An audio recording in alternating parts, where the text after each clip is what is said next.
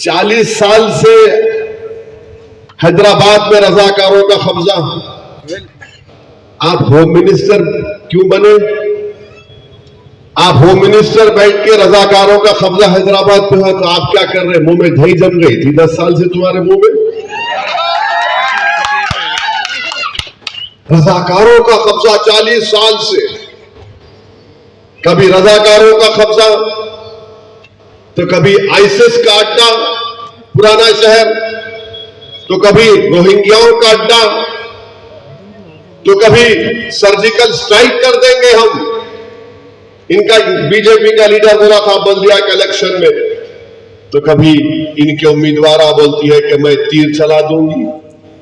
हिस्सा क्या है आखिर? ये क्यों इतनी नफरत है अमित शाह आपको और आपकी पार्टी के लोगों को पुराने शहर के इस इलाके से?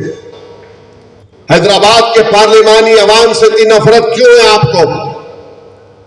40 साल से रजाकारों का कब्जा। अमित शाह ये बात जान लो तुम, यहां कोई रजाकार नहीं है, यहां पर इंसान रहते हैं। जो रजाकार थे वो पाकिस्तान भाग गए, जो वफादार थे यहां पर ठहर कर 40 साल से आरएसएस को हरा रहे, और अब के बार भी तुमको और मोदी को हराएंगे इंशाअल्लाह ताला। रजाकार भाग गए, वफादार सीना तान कर खड़े। तुम्हारी आंखों में आंखें डालकर भारत की लोकसभा में तुम्हारे 306 एमपी के सामने वफादार खड़े होकर कहा था बाबरी मस्जिद जिंदाबाद, बाबरी मस्जिद जिंदाबाद। आप हमको बोलते आईसिस का अड्डा। कितना बदनाम करेंगे आप हैदराबाद की पार्लियामेंट की आवाम को? यहां पर हमारे हिंदू भाई भी रहते हैं, दलित भी रहते हैं,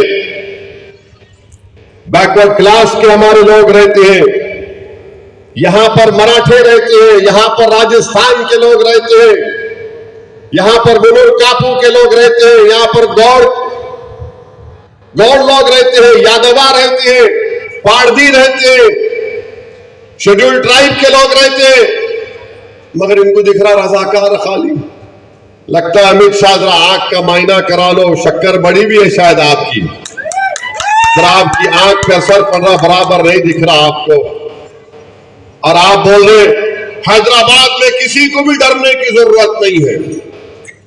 अमित शाह आपको कौन बोले कौन डरता है? किसके बाप को नहीं डरते? यहाँ पे किसी से भी नहीं डरते। हमको समझाना पड़ता हमारे बच्चों को, अरे रोक, अरे ठहर। बच्चों को रोकना पड़ता, अरे ठहर। उन्हें बोलता निकल गया तो फिर देख बिन ब्रेक के किसको भी नहीं छोड़ता हूं।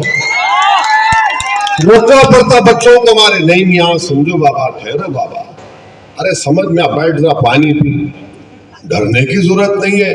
और अमित शाह आपको क्या मालूम हैदराबाद ये हैदर कर्रार के नाम से रखा गया, डर नाम की कोई चीज नहीं है। ये हैदर कर्रार की निस्बत से हैदराबाद रखा गया। और अमित शाह कौन थे हैदर कर्रार? हैदर कर्रार कौन थे? किसके किले का दरवाजा उठाकर 40 कोस फेंक दिए? उनके नाम से, हैदर कर्रार के नाम से हैदराबाद। और हम किसी के बाप से डरने वाले नहीं हैं। बल्कि अमित शाह आपने बहुत बड़ी गलती की। आपको इलेक्शन लड़ना था मेरे खिलाफ, लड़ लेते आप, कहीं को डर के चले गए अहमदाबाद। बोल रहे ना डरने की जरूरत नहीं है, मगर अमित शाह तुम्हारी जबान से मुसलमान तो मैं निकाल ही लिया। असदुद्दीन ओवैसी का डर तुमको अपनी जबान से बोलना पड़ा, हिंदू और मुसलमान। डरते तुम हो, डरते तुम हो, इसीलिए आज तुमने हैदराबाद में आकर ये कहा। मगर अमित शाह जान गए कि हैदराबाद में हवा का रुख किधर है, हैदराबाद में हवा का रुख किस तरफ है। अफसोस मुझे इस बात का होता है कि मुल्क के होम मिनिस्टर है।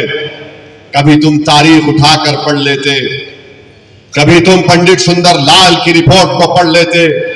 तुम 40 साल से रजाकारों के कब्जे में कहकर तुमने उन तमाम लोगों की कुर्बानियों को उन तकालीफ को तुमने उन पर नमक फेंका।